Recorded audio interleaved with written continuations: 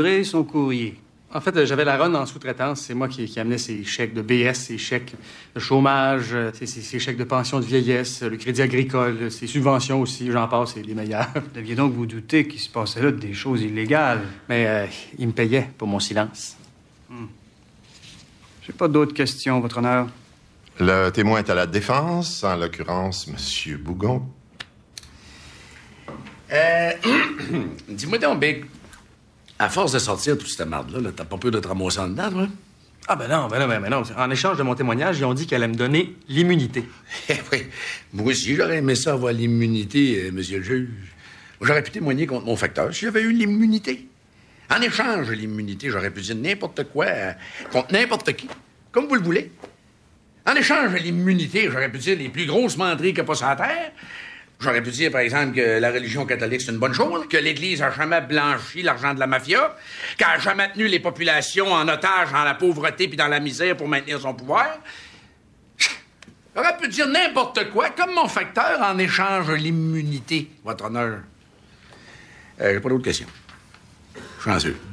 En tant que fonctionnaire au ministère du Revenu, vous avez jamais trouvé ça bizarre, vous, que M. Bougon ne paye jamais d'impôts? Ben non, il recevait des crédits agricoles.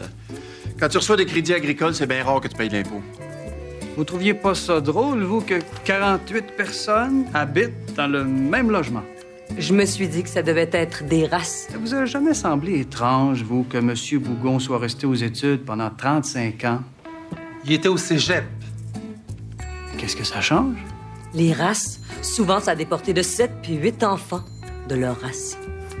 Que sa ferme soit située en plein Montréal, ça vous a jamais allumé une cloche? Nous autres, au ministère du Revenu, quand on voit fermier, on pose pas de questions.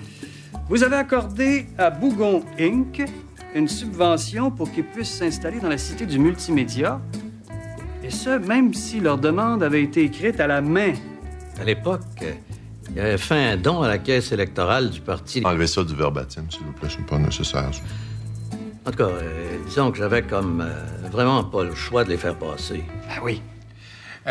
Votre Honneur, après avoir entendu les témoignages à Couronne, la mémoire m'est revenue soudainement. Alors, je voudrais changer de défense puis retourner à bord des témoins. Et qu'est-ce qui motive ce changement d'attitude? Ben, si je tombe, le monde va tomber avec moi.